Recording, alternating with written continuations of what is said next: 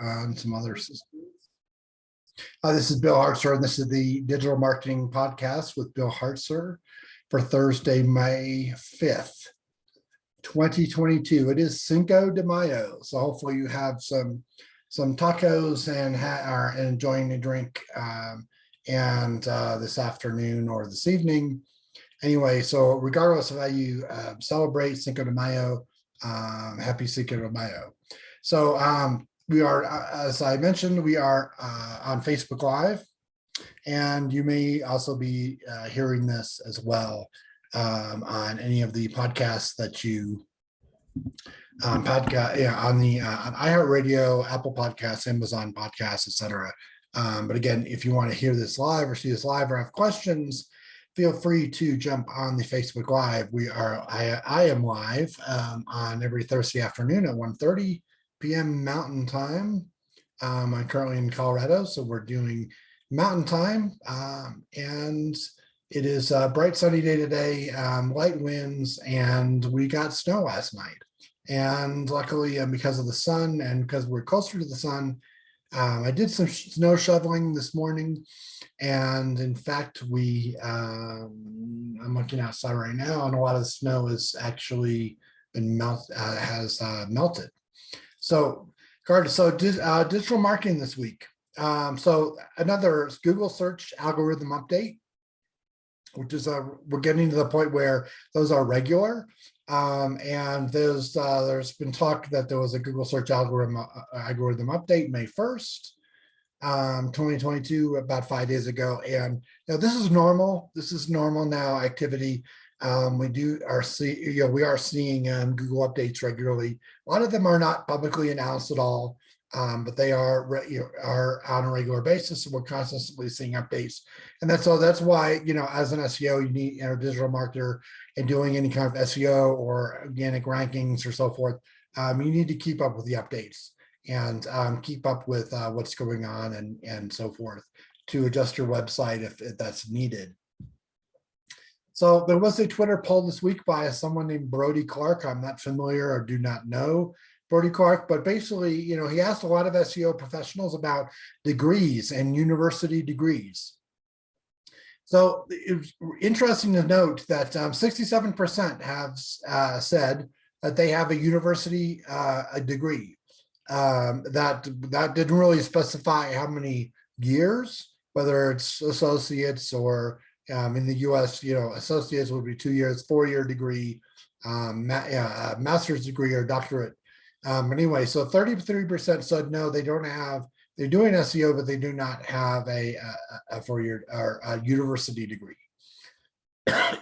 So Moz.com, what used to be years ago SEO Moz, but they rebranded as Moz.com. Moz.com, as we know, has been around for years. They provide massive amounts of really, really good content, not only videos, but in text content and guides and so forth.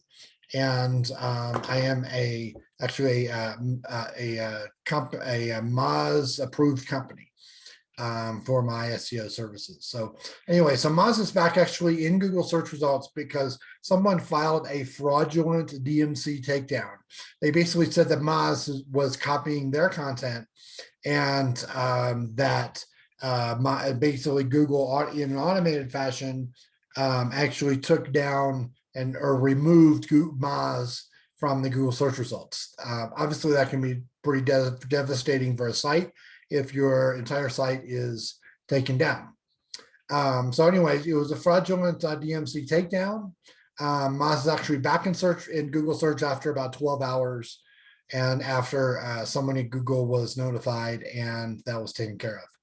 So anyway, DMCA is related to copyright, and basically when it comes down to it, if someone copies your content and copies an article or copies any part of your, any pages on your site, essentially you can file a DMCA. DMCA is Digital Millennium Copyright Act, that basically says that in the, which is United States only.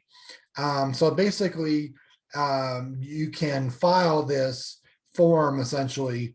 You fill out the form and you tell them about the copyright infringement, And basically you can send it to a search engine where basically the Google, for example, will take the request, and if they just deem it is copyrighted, then or copied, then they will remove those results from their index.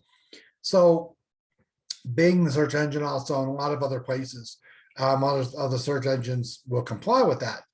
However, keep in mind that if the content is actually hosted somewhere out of the United States, the web host may or may not comply with the DMCA takedown. So basically, when it comes down to it, if someone copies your content, what you'll need to do is send it to the web host, and you may also send it to Google and send it to Bing, but using their forms and so forth. But basically, this is you don't have to have a trademark. It's just copied content. That is DMCA is for content. And so send it to the web host, and they will most likely, probably, if it's hosted in the US, they'll probably take it down. So regardless, if that content is not hosted in the United States, then they may not comply. The web host may not comply with that takedown request because they don't have to. So anyway, that is different than any kind of thing related to trademarks and domain names. The DMCA is different than any trademark issues with somebody violating a trademark in a domain name. That needs to be taken care of with the URS or the UDRP system, most likely the UDRP domain disputes. If you have any questions, I am very, very well versed about UDRPs and intellectual property on the internet. I'm not an attorney, however, I do run a company called DN Protect we do have domain name attorneys on staff. If we get to that, but I can typically tell you essentially the rules and how things work, if you have any questions about that. So anyway, LinkedIn is now allowing you to add a link to your profile. And so this is this is very new this week. And so basically that link, whatever you choose to use, it appears below your name and the description on your profile. So previously, when you go to a LinkedIn profile, and mine is linkedin.com/in/bhartzer. So if you go to the profile and it has your photo and so forth, and a header image, and it has your name, your company name, and so forth, and maybe description, there's a link there that says contact info. When you click on that contact info, you may have whatever you filled out. You may have websites listed there. That's actually different now. That still exists, okay? But you have to click on contact info. In the case where this new link appears, there's actually, if you edit the profile and you go where you have your name, your description, etc., there's a place that has a place for a link and has a link description. That is actually the anchor text, and that's clickable anchor text. So basically, when someone goes to your profile, under your photo and your little description there is actually a link now that you can add to your website. So that is new this week. What I have seen, and I've looked at it based on what I can tell, and looking at the link, looking at the code and so forth, it's not a no-follow link. So basically, it looks like it is a good link. What's interesting is that actually link does not appear in the source code of the page. They're pulling it somehow differently. But when you render the page and when you actually pull it up in the browser, you will actually see the link, and the search engines will see the link, and there's not a no follow, meaning that that it is in theory a good link that will pass page rank or link juice or link credit whatever through from your LinkedIn profile to your website. That's important because this is new. And if you have a lot of followers or connections, if you will, on LinkedIn, and I have, for example, 29,000 connections, well, all those essentially link to my profile. And the more I publicize my profile, more connections I have, etc., that link will count and pass on, like I said, PageRank or the link credit or whatever you want to call it to my website. So what I do recommend is going to your LinkedIn profile and adding that link. I just used, in the anchor text of the link, I just used www.hartzer.com. I could have used some kind of thing to describe my business or so forth. But regardless, I added the link. Anyway, so next item for this week. So GoDaddy is ending support for their link shorteners. I'm not sure if that's just for the x.co domain or if there's other domains involved. I've written about this on my blog post today on billhartzer.com. However, keep in mind that it's a link shortener. And so there have been traditionally, over the years, potential issues with link shorteners if you do not own the domain name.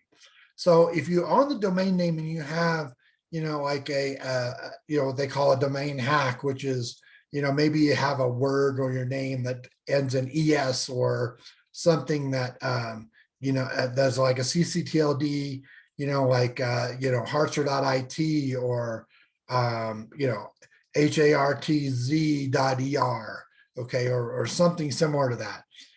So to make that URL shorter, if you're using someone else's, like for example, you've been using x.co/whatever as a link shortener for years with GoDaddy for certain links, and GoDaddy decides, well, we want that domain name, we're going to sell it to somebody else, or we're just going to stop using that or providing that service.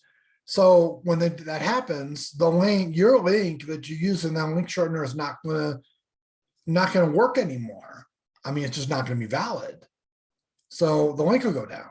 So if you do not have control over that domain name of the link shortener, then it could be an issue. Somebody else could get access to it and then change the link where you think the link is good, but it's actually going to somewhere else now.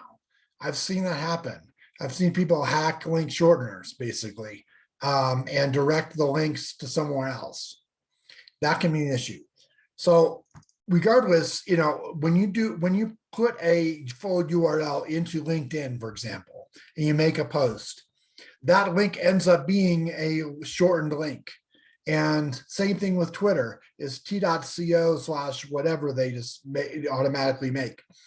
That's an issue, because of the fact that basically, Twitter and LinkedIn, they're doing that essentially because of the fact that they want to look at the analytics and see how many people are actually clicking on the links and so forth. And so that can be an issue. So like I said, if you don't own the domain name of the link shortener and you're creating your own link shortener service for your own links, I would just go ahead and what I recommend is just using the full links. I had some questions this week. A couple people email me. One question was about URLs with trailing slashes. So you have a site, for example, and so let's say hartzer.com/about. Okay, well that is a URL, a link, or a URL, and I may link to that. But that actually should be, if you have your web server set up properly, that actually should 301 redirect to hartzer.com/about/ with a trailing slash at the end. If it does not, if you can go to the version without the trailing slash and with the trailing slash, then that's actually a duplicate of two URLs. And what ends up happening is that you have a duplicate content issue, and you should be going back to your web developer or go to your web server and make sure that that setting is set up, your web server is set up properly, so that there's that 301 redirect from one to the other. Otherwise, what will happen is, so what I've seen happen specifically is that a site's rankings all of a sudden just tanked and went down. And the reason why was the fact that they are actually using on the site, they're using relative links, and not actually absolute URL links. So basically the absolute URLs is where when you have a link on your site, so let's say in the main navigation and the drop down in the code, it actually says https://www.yourdomain.com/about or /contact or whatever. Well, in some sites, when you have a staging site and you move that over to the new site, what's going to happen is that you actually don't have that full URL, the HTTPS ://www, on the domain. So what happens is that it just says /about, for example. And so what happens is if somebody makes a mistake on your site and they make a link to hartzler.com/about or just to /about without the trailing slash, what will happen is that whole site will now get crawled and indexed without the all URLs without the trailing slash, making a complete copy of your site. So now you've got Google or Bing that has a copy of the site with the trailing slash, but also all the pages without the trailing slash. So they may decide some pages might have with the slash, some might not have without the slash, and that's because your web server was not set up to redirect the non-slash to the slash version. So just by one bad link or one link can actually completely tank and completely have a huge effect on your search engine rankings. So again, if you can go to both, then that's a problem. And one should redirect to the other. And it's a very easy server setting to fix that issue. So basically this person came to me and said, hey, why am I being able to see, one version with and one version without? And so the answer is basically your server is not set up properly. So there's questions about duplicate content. So basically, I know this is pretty basic because I want, this actual same individual asked me about, pages that, they're in their site, there's several different ways to get to the same URL. So let's say, so this particular site has, millions of pages. And so there was an issue related to that. But let's take WordPress, for example. When you make a blog post, let's say a basic blog, your latest blog post, that blog post that's the main URL. That is the main URL of the blog post, the page. That's the one should rank in the search engine results, okay? Well, it turns out just by using WordPress, there's a possibility, or very most likely, that there's going to be several, once you hit publish, there's going to be several versions available of that blog post. For example, you go to hartzler.com/blog, /blog/, that's going to have a version of the blog post. Hopefully you're going to use that more tag, and it's going to split that post and only show the /blog. It's only going to show the first paragraph, okay, or the first few sentences of that blog post. But if it doesn't, then you're going to have the whole blog post on /blog. That's one location. Now you have duplicate. You have one on the main blog post. Now you have one on /blog. Then what if you added a category? That blog post will appear also in the category. Okay, it'll also appear in a tag or any tags that you tagged on that page. So there's several different versions already just by hitting the publish on WordPress. Not to mention the fact if you have links to your archives of your blog, say like, by month, by date, by year, et cetera, you have easily 5 different versions. Now, when you go to hartzler.com/blog you have all the latest blog posts. Go down to the bottom, you have page 1, page 2, page 3, page 4, etc. You have more versions potentially of that blog post. Well, what I'm getting at is that blog post needs to have the original blog post needs to have the canonical tag. You got to have that canonical tag in. So basically, when a copy is made on the /blog or in the category or in the on page 1, for example, that search engines know that the original version and the version that you want indexed has, based on the canonical tag, that particular blog post URL, that's the one you want to show up in search results. Okay, so basically you don't want to really restrict indexing of other pages. You want to have it use a canonical tag. Another example would be actually if you have products of the same, the same thing. So I bought this t-shirt online, and I bought it in gray, dark gray, light gray, blue, green, etc. So there's different colors. It's essentially the same product, but a different color. So essentially what we want is actually to have, in that particular case, we want the product page, the main product page that shows the different colors. That's the main product page. On the product page of the green version, or the green version that's in Excel, or the green version that one is in small, medium, large, there's 4 or 5 different versions of the gray version itself. Then you add on, 5 different colors. Okay, you also have, easily 10 different, 20 different pages, that are duplicates. Again, that canonical tag on those pages, those other duplicate pages, are going to point to the main product page. That product page is going to be in the search engine results, and that's what it's going to essentially rank in the search engine results. Okay, even though you have other versions and Google knows about the other versions. Now let's take it one more step. What if somebody links in social media or whatever, they link on their website and they say, you know what, this is a great t-shirt. I like it in medium gray, and I am in a large. I use a large, and they link to the URL that is for the medium gray large. Well, since you have the canonical tag, and that link actually will be helpful, because that link, because of the canonical tag, will be combined with all the other pages. Okay, and it will that link from that guy's website where he linked to the header, the gray version in large page.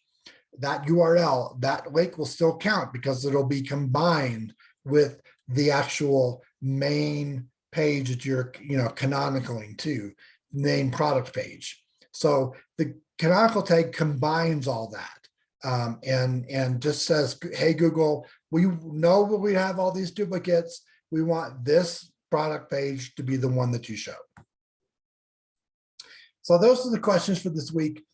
Personally, I want to mention Starlink, because Starlink is what actually the internet connection that I have right now, that I'm using right now. And Starlink.com, essentially it is a small dish that automatically changes itself to the,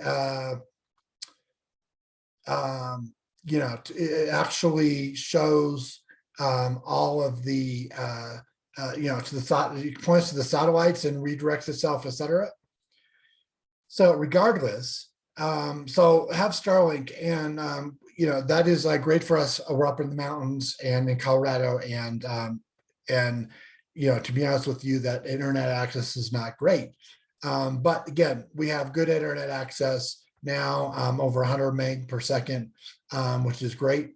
And and also I want to mention that they just started allowing roaming. So if you do have one of the dish and the equipment, you can, and you go on vacation, for example, you can take that equipment with you and set it up, and it will actually, for an extra $25 a month, on top of the $100 a month, you can actually get that roaming feature enabled, and then you can take it with you while you're on the road, and wherever there is Starlink satellite, you are actually going to be able to use it, whether you're at home or whether you're not on the road. So anyway, so worth mentioning and so forth. So at this point, this has been the Digital Marketing with Bill Hartzer podcast for Thursday, May 5th, Cinco de Mayo, 2022. And of course, you can find me online, billhartzer.com, hartzer.com, twitter.com/bhartzer, and or just Google my name and you can find me. Happy to provide any answers to questions that you have, and about SEO, internet marketing, digital marketing, or domain names, because I do run a company called DM Protect, that where we cover stolen domain names, and I do a lot of domain name forensic information, and for legal cases, as well as recovering stolen domain names for our clients. That said, we'll see you again Facebook Live next week, 1:30 Mountain Time is the time, and also this will be on YouTube, and the video will be on YouTube, as well as just basically the podcast will be, and the audio will be on just about every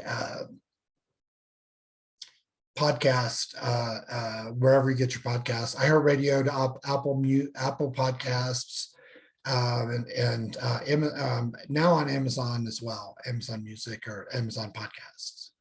Again, well, Thursday, May 5th, 2022. Thanks for joining me this week. We'll see you next week.